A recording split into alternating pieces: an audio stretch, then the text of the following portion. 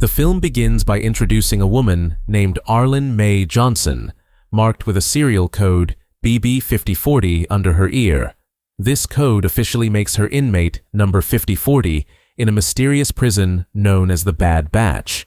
Unlike other prisons, Bad Batch has the harshest punishment system. The prisoners must survive in a remote desert area with no laws, relying on only a loaf of bread and a bottle of water. Arlen wanders aimlessly across the desert until she finds an old, broken-down car. Unfortunately, the car is too damaged to be used. She tidies herself up in the car and looks at a photo of herself with her boyfriend. Just as she's looking at the photo, a vehicle approaches. For some unknown reason, Arlen runs away, trying to avoid the stranger. Sadly, she gets caught. When Arlen wakes up, she finds herself lying down, chained up. A woman soon approaches her, the same one who chased her earlier. This woman injects Arlen with a sedative, and shockingly, she prepares to mutilate Arlen by sawing off one of her arms and legs. Arlen screams in pain and passes out. The woman takes the pieces of Arlen's body to cook them. It turns out, Arlen was kidnapped by a group of cannibalistic prisoners who survive by eating human flesh. Now mutilated, Arlen can't escape. But, desperate to avoid being eaten, she protests by intentionally soiling herself and smearing the filth all over her body. The woman, disgusted, releases Arlen to clean her up. Arlen secretly grabs a crowbar and attacks the woman. After overpowering the cannibal, Arlen drags her body and hides. Luckily, she finds a skateboard and uses it to move more easily.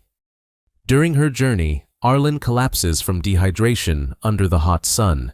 An old man with a cart comes across her, places her in his cart, and takes her to a place called Comfort. 5 months later, Arlen is in much better condition. She can now work and eat better. Unlike the desert, where prisoners hunt each other, Comfort allows Arlen to live more normally. She even has a prosthetic leg to help her walk. Elsewhere, a muscular man named Jason, the leader of the cannibal group who kidnapped Arlen, is introduced. This group is known as the Bridge People. Despite his intimidating appearance, Jason is gentle and deeply loves his daughter, Honey. Jason is skilled at painting, and he even painted a portrait of his daughter. After finishing the painting, he leaves to meet his next victim, whom he plans to make into dinner. Any new prisoner who meets this group is unlikely to survive. The next day, Arlen buys a gun and goes outside Comfort, where she finds a vehicle belonging to the cannibals. She encounters Honey and shoots a woman from the cannibal group as revenge for what they did to her. Out of sympathy for Honey, Arlen takes her back to Comfort. Honey, who has only ever been around her father and caretaker, is frightened by Arlen at first. In the meantime, Jason realizes Honey is missing and tracks her down. He meets the old man who helped Arlen, showing him a portrait of Honey. The old man tells him that Honey was last seen with Arlen heading to Comfort. Arlen tries to bond with Honey, taking her to a night market where prisoners are celebrating.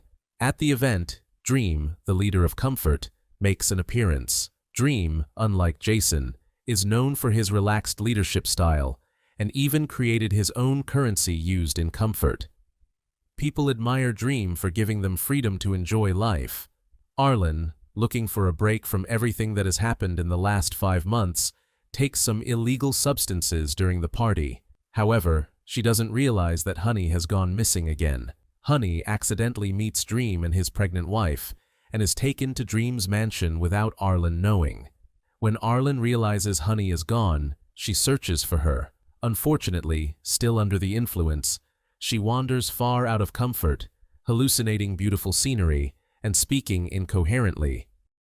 The next morning, Arlen wakes up to find herself in an open area.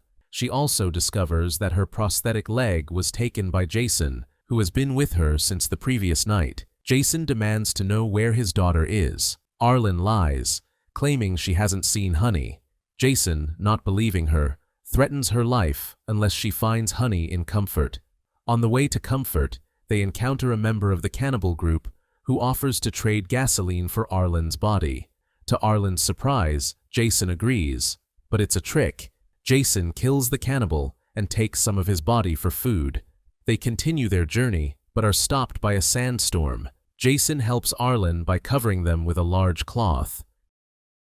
That night, they rest and eat the cannibal's body. Arlen asks Jason why he ended up in the Bad Batch, and he explains that he came to America illegally from Cuba when he was 16. Arlen asks about Jason's serial number, but as he's about to show her, Arlen grabs his knife and threatens him. Before anything happens, a shot is fired at Jason, wounding him. The shot comes from a prisoner who escaped the cannibal camp. He invites Arlen to join him in Comfort, and she decides to go back because she doesn't want to stay close to the cannibals who made her the way she is. In Comfort, the new prisoner informs the guards about Arlen's arrival. With more than 800 prisoners entering the Bad Batch in just 5 months, Arlen realizes how difficult it will be to live freely there. Arlen begins to feel sorry for Jason, who is injured, and decides to check on him. However, when she arrives, she only finds Jason's sketchbook. Elsewhere, the old man finds Jason unconscious and helps him by treating his wounds. The old man, unlike others, prefers to help people in need rather than hunting them. Back at Comfort, Arlen looks through Jason's sketchbook and decides to help him find Honey. She asks around, but no one has seen her. Eventually, she spots Honey with Dream. Honey has been living a luxurious life in Dream's mansion, treated like his own daughter.